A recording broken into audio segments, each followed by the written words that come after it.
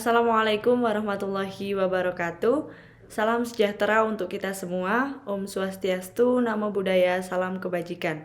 Dalam kesempatan kali ini, kami dari kelompok 2 mata kuliah Geohistory Offering Day tahun 2018 akan mempresentasikan hasil diskusi kami terkait dengan tema Geohistory Lembah Sungai Eufrat dan Tigris, bangsa Sumeria sampai Babilonia abad 3200 sebelum Masehi sampai 1712 sebelum Masehi. Anggota kelompok kami terdiri dari 3 orang. Yang pertama adalah Doni Maulana, kemudian saya sendiri Nursela Yunika Mesita, dan juga Rahmat Ganjar. Yang pertama adalah pendahuluan. Nah, sebelum lebih jauh, penting diketahui terkait dengan kondisi fisik alamiah lembah sungai Eufrat dan Tigris.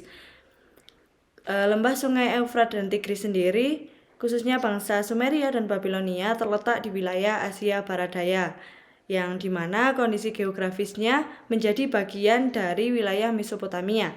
Wilayah Mesopotamia sendiri terletak di antara lembah sungai Eufrat dan Tigris yang terbentang dari kaki bukit Taurus Armenia di bagian utara sampai di Teluk Persia di bagian selatan, dan juga di bagian barat dibatasi oleh padang pasir Syria, dan juga di bagian timur dibatasi oleh pegunungan Zagros.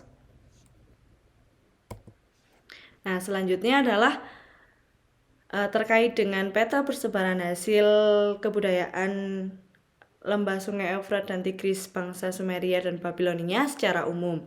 Nah, dalam hal ini, bangsa Sumeria dan Babilonia sendiri memiliki hasil kebudayaan dalam bidang religi seperti tempat peribadatan dan juga sarana atau prasarana peribadatan. Selain itu juga ada persebaran hasil sistem kepercayaan dari bangsa Sumeria dan juga Babilonia.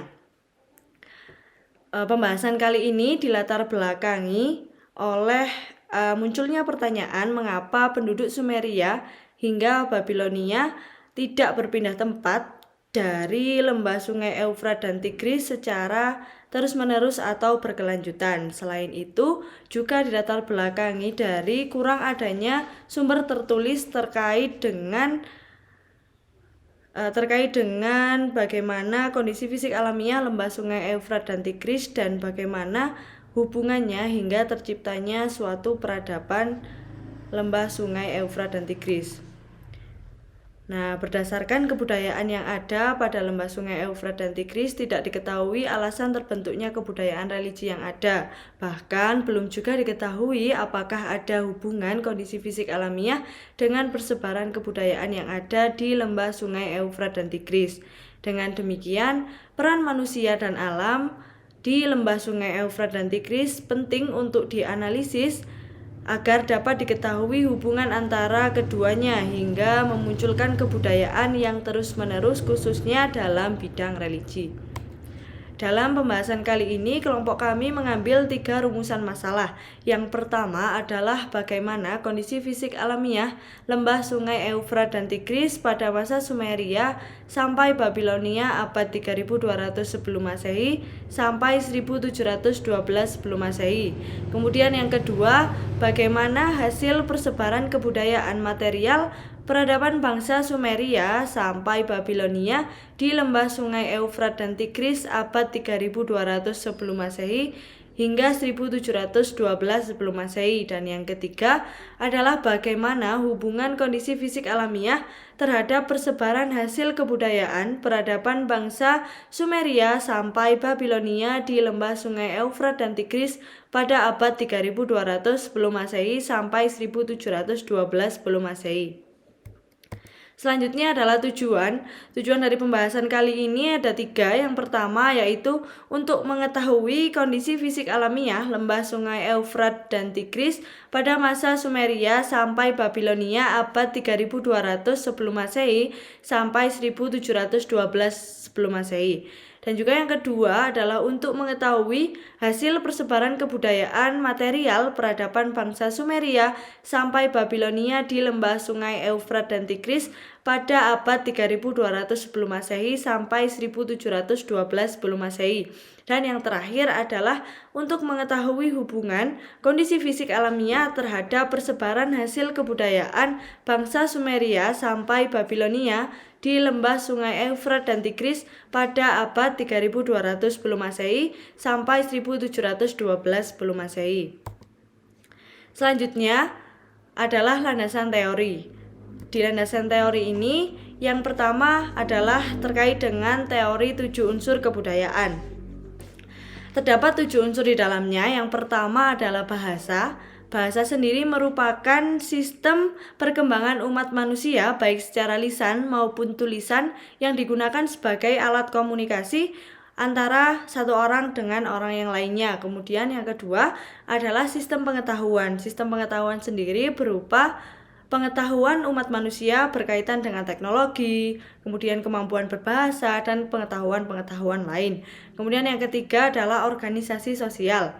Organisasi sosial sendiri merupakan sederet aturan yang ada dalam kehidupan masyarakat yang diatur dalam adat istiadat maupun dalam norma-norma yang berlaku dalam masyarakat serta aturan-aturan yang dijalankan untuk kehidupan manusia. Kemudian yang keempat adalah sistem religi.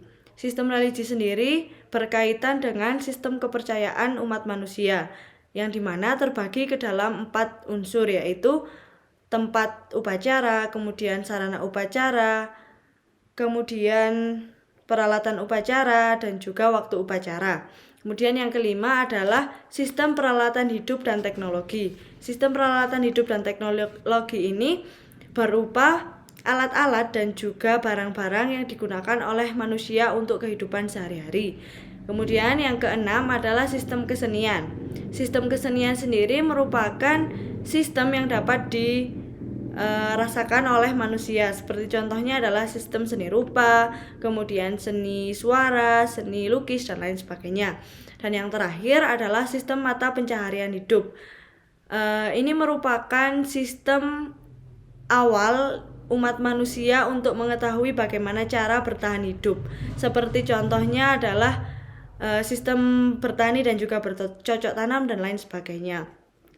Berdasarkan dari ketujuh unsur kebudayaan yang sudah dijelaskan, kelompok kami menggunakan sistem religi sebagai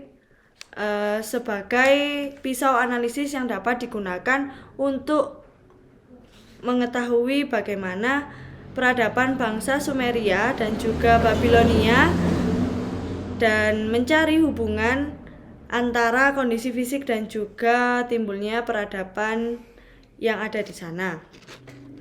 Nah, selanjutnya berkaitan dengan teori peradaban yang di dalamnya memuat 4 dimensi, yaitu dimensi kebentukan, dimensi keruangan, dimensi waktu, dan dimensi struktural.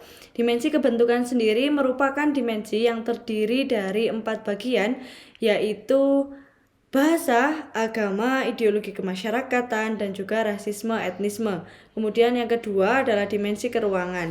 Dimensi keruangan sendiri merupakan dimensi yang menjelaskan mengenai perbedaan spasial terjadinya suatu peradaban. Terbagi menjadi 3 bagian, yaitu skala makro, skala semi makro, dan juga skala mikro. Kemudian dimensi yang ketiga adalah dimensi waktu. Dimensi ini merupakan dimensi yang mengkaji terkait dengan umur peradaban dan juga siklusnya, di mana terdapat 3 bagian juga. Yang pertama adalah muncul dan tumbuhnya suatu peradaban, kemudian berkembangnya suatu peradaban, dan yang terakhir adalah runtuhnya suatu peradaban. Kemudian yang terakhir adalah dimensi struktural. Dimensi struktural sendiri merupakan dimensi yang membahas seluruh bagian yang ada dalam masyarakat, yang dalam hal ini mencakup beberapa hal seperti misalnya dalam hal ekonomi, sosial, maupun politik.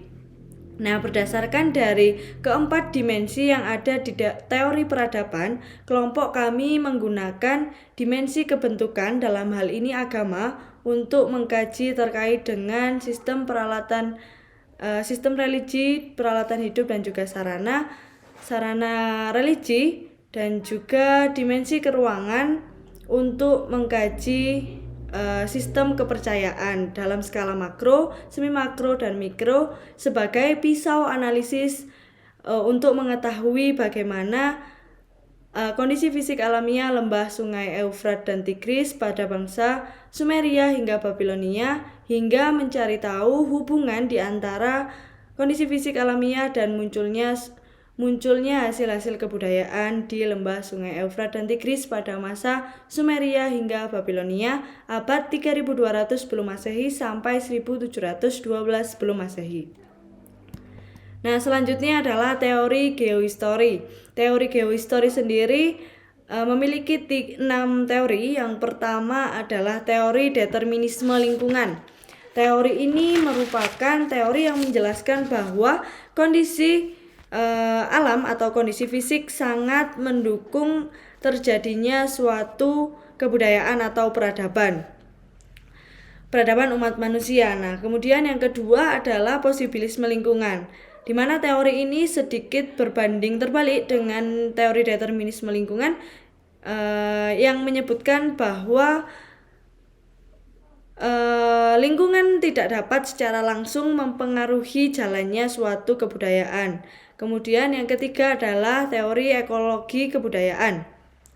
Teori ini menganggap bahwa lingkungan dapat mempengaruhi unsur tertentu dalam kebudayaan. Jadi hanya beberapa unsur saja yang mempengaruhi dalam kebudayaan menurut teori ekologi kebudayaan ini. Kemudian yang keempat adalah model ekosistem. Model ekosistem ini menganggap bahwa organisasi sosial dan juga kebudayaan dibentuk sebagai adaptasi dari masyarakat. Jadi adanya kebudayaan dan organisasi sosial ini dibentuk dari adanya adaptasi antara masyarakat dengan kebudayaan itu sendiri. Kemudian yang kelima adalah model aktor. Model aktor ini menyebutkan bahwa kebudayaan dapat tercipta dari adanya interaksi atau adaptasi antara masyarakat, khususnya dari unsur terkecil yaitu individu, masing-masing individu. Kemudian yang terakhir adalah model multisistem. Model multisistem ini merupakan model yang menganggap bahwa adaptasi masyarakat dengan lingkungan merupakan satu kesatuan yang tidak dapat dipisahkan satu dengan yang lainnya.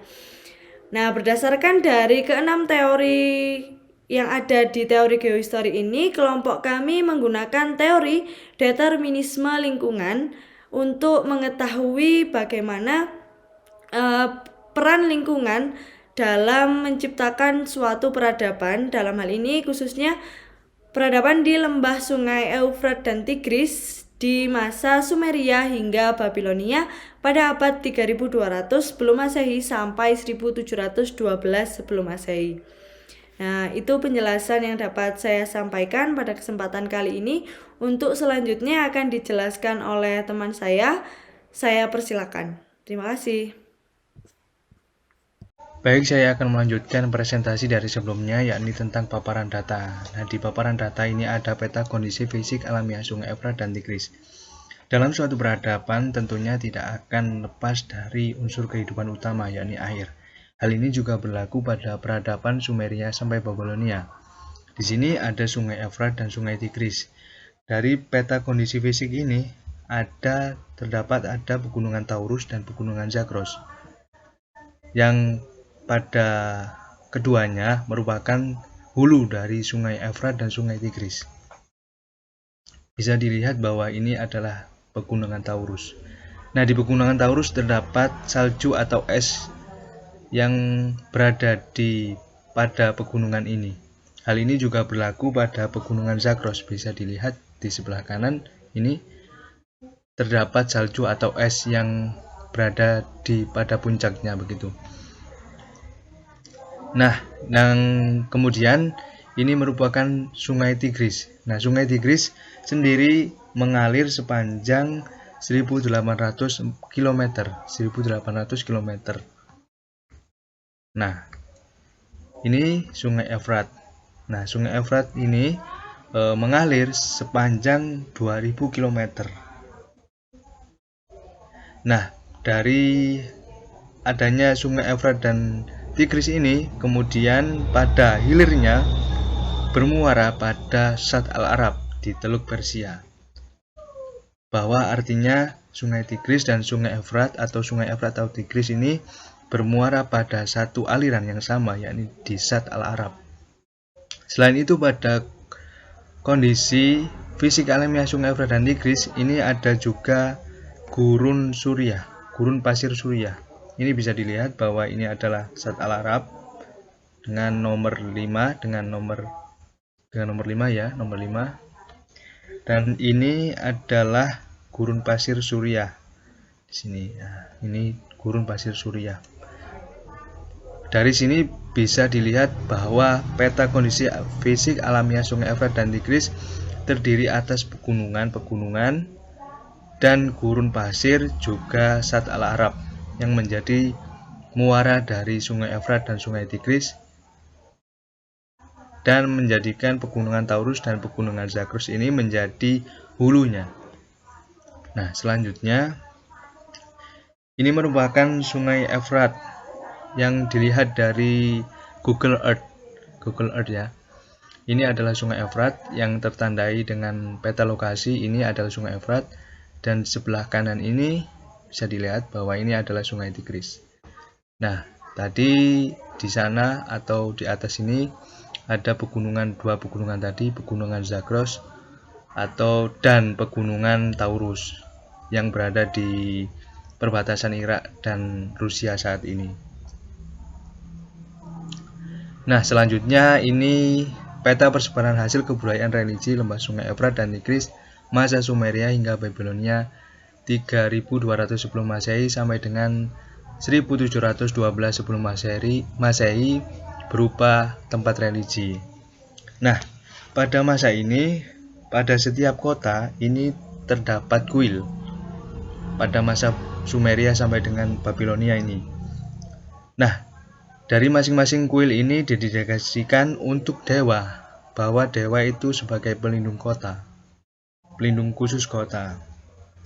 Nah, kuil ini yang menjadi kediaman bagi para pendeta atau pelayan dewa pada kepercayaan atau pada masa Sumeria sampai dengan Babilonia. Nah, kuil ini disebut dengan zikurat. Bisa dilihat di sini ada zikurat. Nah, zikurat ini terbuat dari tanah yang dibakar dan batu. Ini adalah bernama Etemenanki. Di sini untuk memuja Dewa Marduk. Kalau menurut kepercayaan atau pada masa Sumeria sampai dengan Babilonia, ini Dewa Marduk merupakan rajanya para dewa. Nah, yang kemudian ada Nippur. Nah, di Nippur ini dewa yang disembah atau yang dipuja yakni Dewa Enlil atau dewa penguasa angin. Bisa dilihat di sini. Nah, yang selanjutnya ada Uruk. Ini adalah zikurat yang dinamai Uruk atau berada di kota Uruk begitu ya. Dan yang terakhir adalah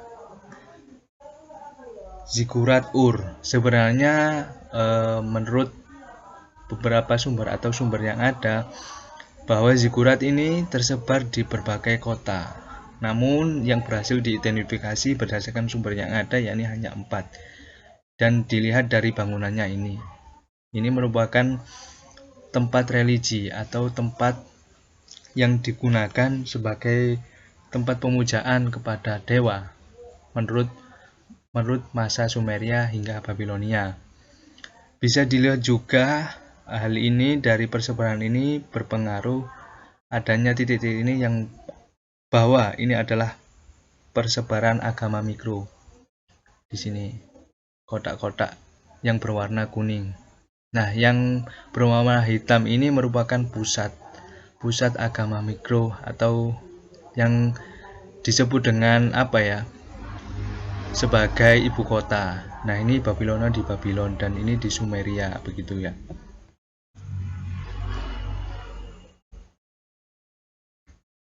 Nah, yang selanjutnya yakni peta persebaran hasil kebudayaan religi Sungai Efrat dan Tigris masa Sumeria hingga Babilonia 3200 sebelum Masehi sampai 1712 sebelum Masehi berupa sarana religi.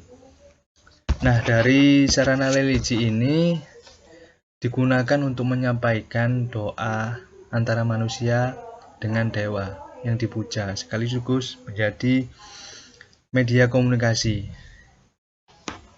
Nah, bisa dilihat ini adalah patung. Ada 8 patung yang digunakan sebagai sarana religi. Nah, ini adalah Head of Hammurabi atau kepala Raja Hammurabi. Dari adanya hal ini menegaskan bahwa Raja Hammurabi merupakan seorang raja yang tegas sekaligus bijaksana, sehingga kemudian dibuatkan sebuah monumen, namun hanya saat ini berhasil ditemukan kepalanya. Hal ini yang kemudian dapat menggambarkan bahwa raja dikultuskan di sini. Nah, ini ada relief Dewa Marduk yang berada tadi yang sudah dibahas, bahwa Dewa Marduk merupakan raja dari para dewa. Nah, ini adalah Condet Hammurabi. Ini Condet Hammurabi yang berisi tentang undang-undang semuanya, terutama berhubungan dengan upacara keagamaan. Di sini bertuliskan huruf baku. Ini ada sebuah relief yang menunjukkan adanya seperti menerima sebuah pesan begitu ya di sini. Yang selanjutnya ada Victory Stele of Naram-Sin. Nah, ini merupakan arca persembahan. Di sini bermakna atau bertuliskan berdasarkan sumber yang ada, yakni tentang penobatan raja. Hal ini diyakini sebagai alat atau sarana religi pada waktu itu. Nah, ini huruf baku. Nah, huruf baku ini menjadi sebuah simbol untuk alat komunikasi atau bahasa begitu ya. Dari simbol kemudian digunakan untuk bahasa. Nah, bahasa sendiri kemudian digunakan untuk membaca doa dan lain-lain. Nah, ini ada gerabah. Nah, di gerabah ini merupakan tempat untuk persembahan kepada dewa.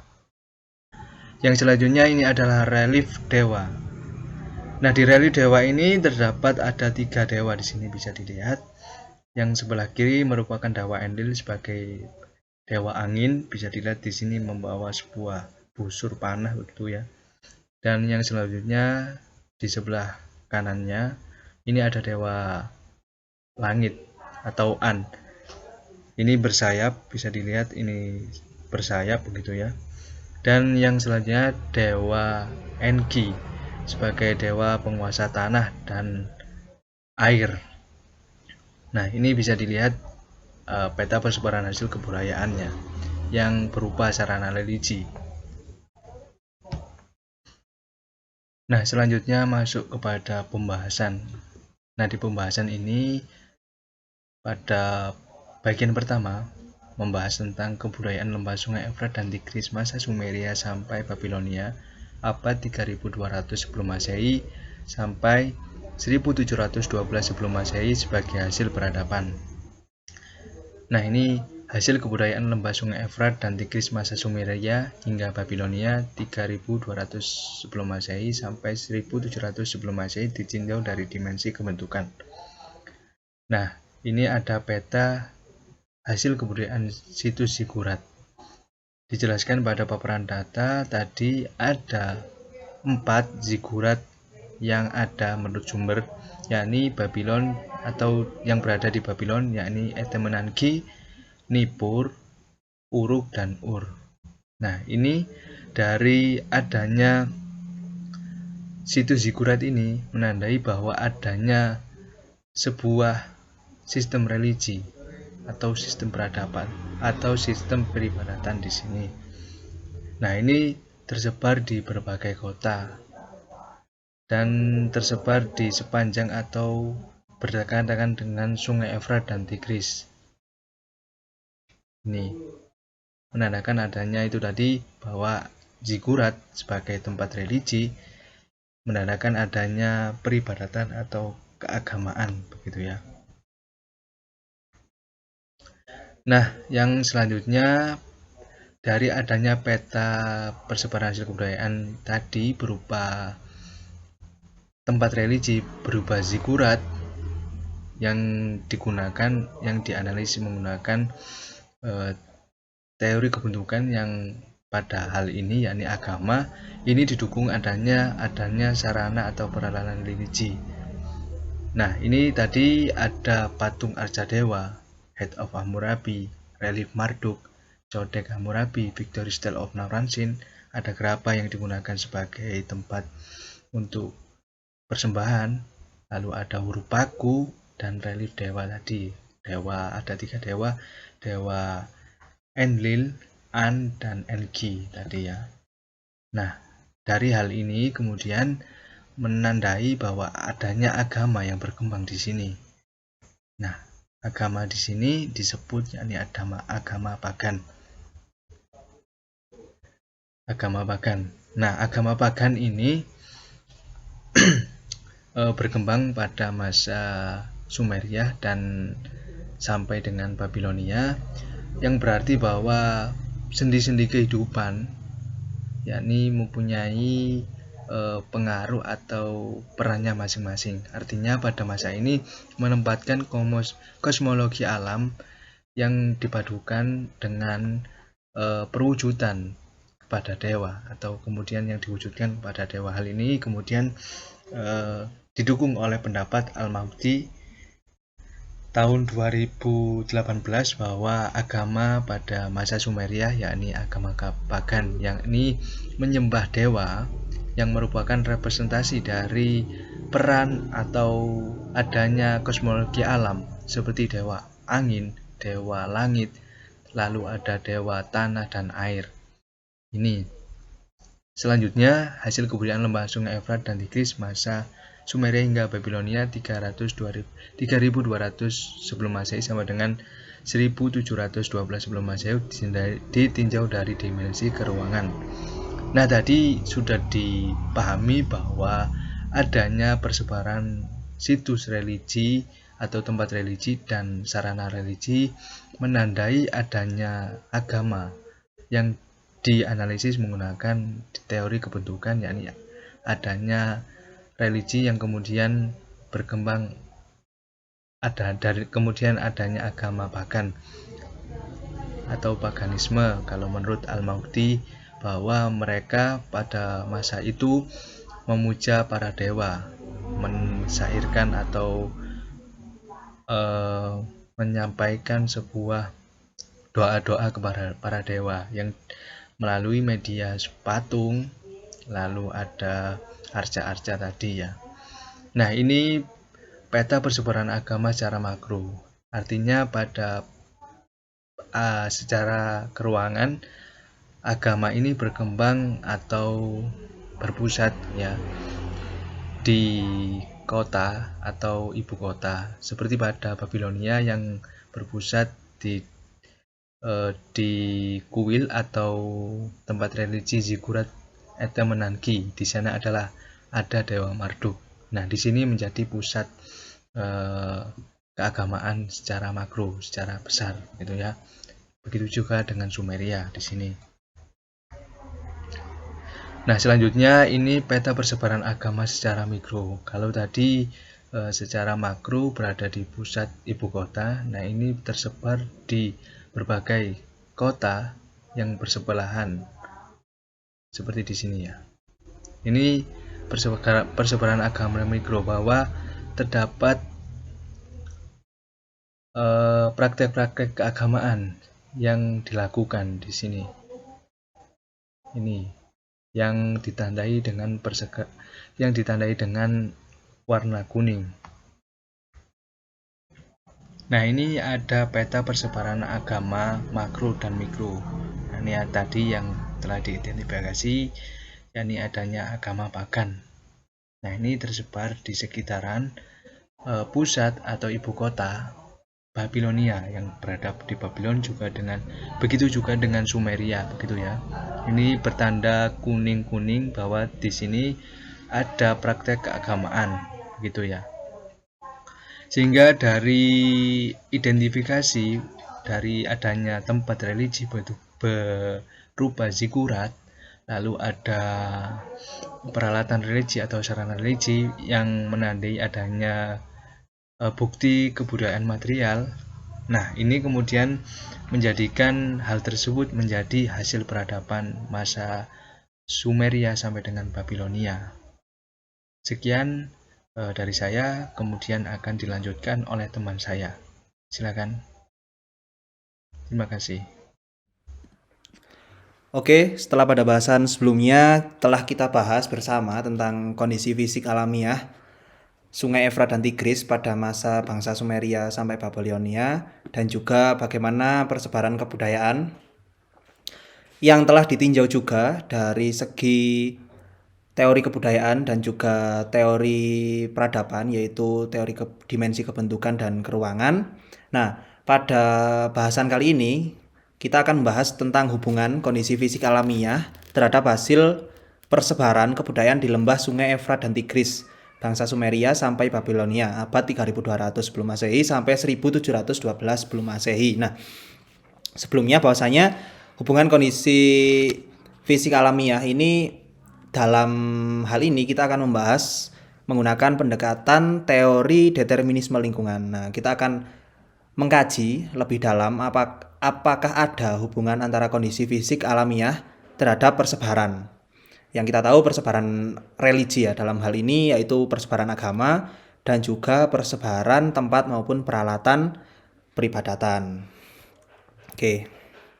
Nah, seperti diketahui bahwasanya kondisi alam dari peradaban bangsa Sumeria dan Babilonia ini salah satunya yaitu terletak di lembah maupun di lereng pegunungan Taurus dan Zagros. Nah, pegunungan Taurus dan Zagros ini merupakan pegunungan yang mempunyai karakteristik yang unik, karena di pegunungan ini itu mempunyai gletser maupun es di atasnya.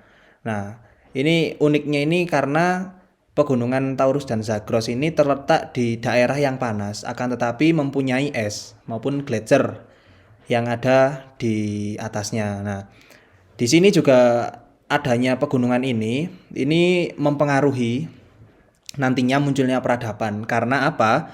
Karena pada saat musim panas, pegunungan Taurus dan Zagros ini mencair. Nah, gletser yang ada di atas pegunungan itu mencair, yang kemudian mengarah ke hilir, yaitu ke Sungai Efrat dan Tigris. Nah, nantinya arus maupun volume air pada Sungai Efrat dan Tigris ini naik karena ada banjir dari gletser yang mencair. Nah, nantinya dari volume air yang naik itu kemudian menjadi banjir, seperti itu.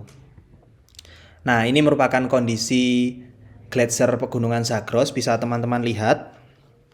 Nah, ini tampak 3D-nya seperti ini. Oke. Nah, sementara ini adalah kondisi gletser pegunungan Taurus. Nah, ini.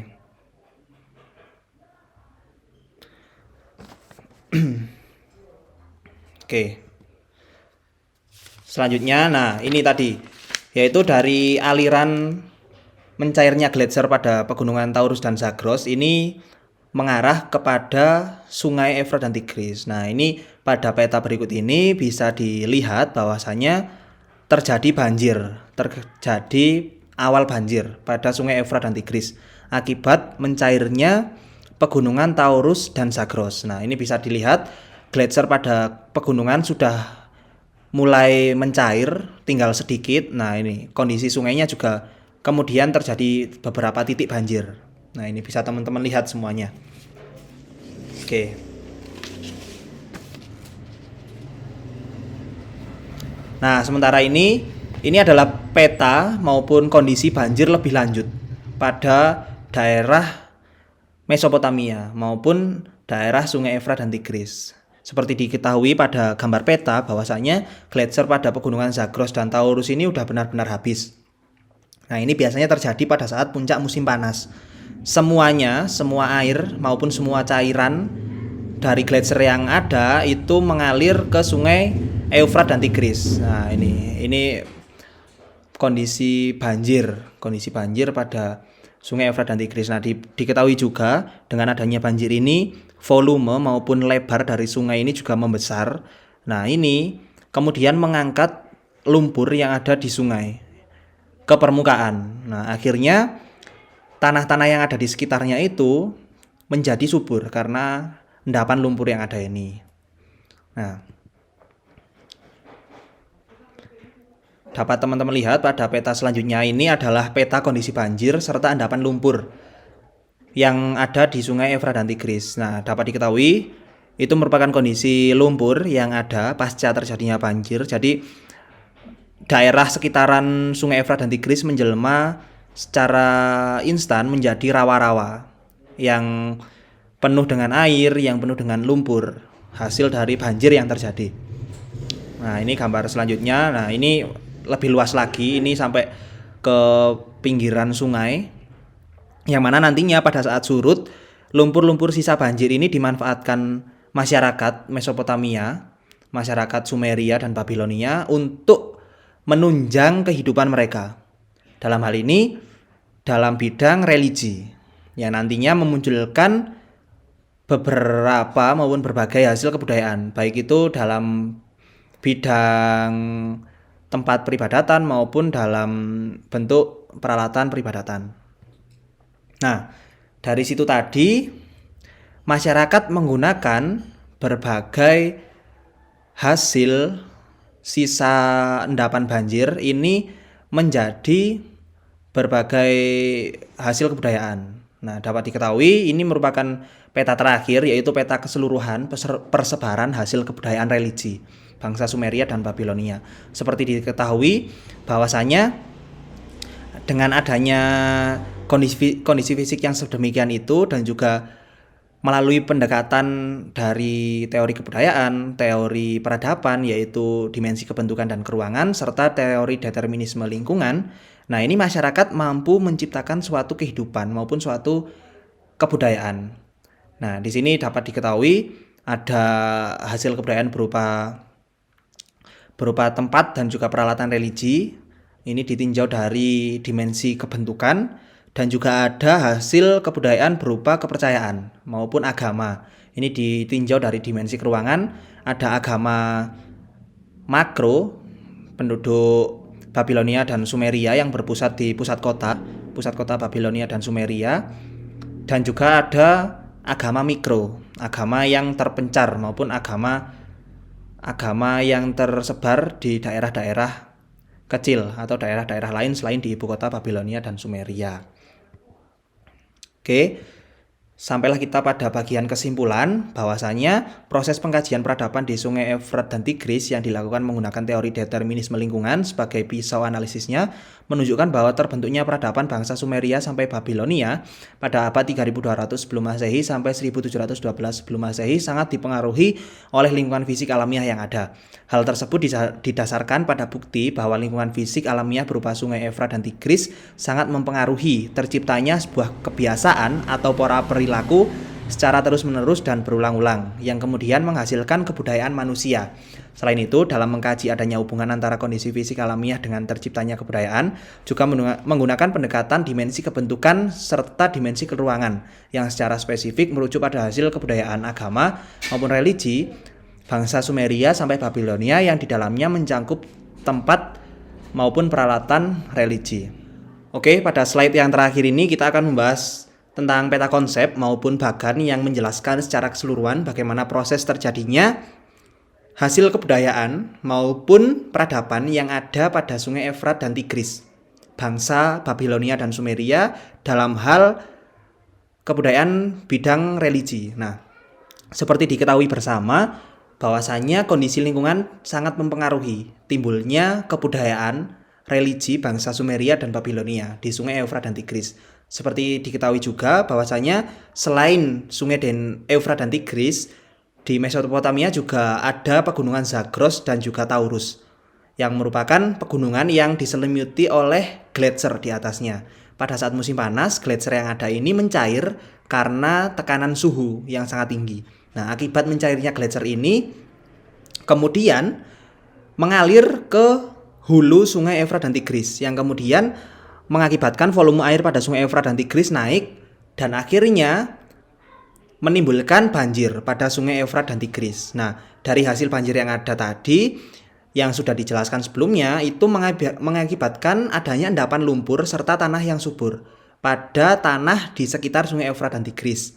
Nah, dari tanah dan endapan lumpur ini nantinya digunakan masyarakat setempat, bangsa Sumeria dan Babilonia, untuk hidup dan juga menghasilkan kebudayaan. Sementara itu, jika ditinjau dari teori 7 unsur kebudayaan, di sini ada hasil kebudayaan berupa sistem religi, yang mana saat ditinjau menggunakan dimensi kebentukan, di sini ada dijumpai yaitu berupa tempat serta peralatan religi, serta ditinjau dari dimensi keruangan, dapat diketahui adanya sistem kepercayaan maupun agama, yaitu agama makro yang berada di pusat kota, balik di ibu kota Babilonia dan Sumeria, serta agama mikro yang tersebar di beberapa daerah di sekitar Babilonia dan juga Sumeria. Sementara itu ditinjau dari teori determinisme lingkungan, di sini dijelaskan bahwa lingkungan mempunyai peran yang sangat penting terhadap munculnya sebuah kebudayaan maupun peradaban, yang mana kebiasaan masyarakat yang berulang dan terus-menerus ini juga berpengaruh pada nantinya memunculkan hasil kebudayaan pada masyarakat Mesopotamia, yaitu bangsa Babilonia dan Sumeria. Nah, maka dari itu dapat diidentifikasi maupun disimpulkan bahwasanya hasil kebudayaan pada masyarakat Babilonia dan juga Sumeria ini menandai adanya sebuah peradaban di lembah Sungai Efrat dan Tigris pada masa Sumeria dan Babilonia tahun 3200 sebelum Masehi sampai 1712 sebelum Masehi. Nah, mungkin itu saja yang dapat kelompok kami sampaikan. Dengan ini saya akhiri presentasi kali ini. Mohon maaf bila ada salah kata. Sekian. Wassalamualaikum warahmatullahi wabarakatuh.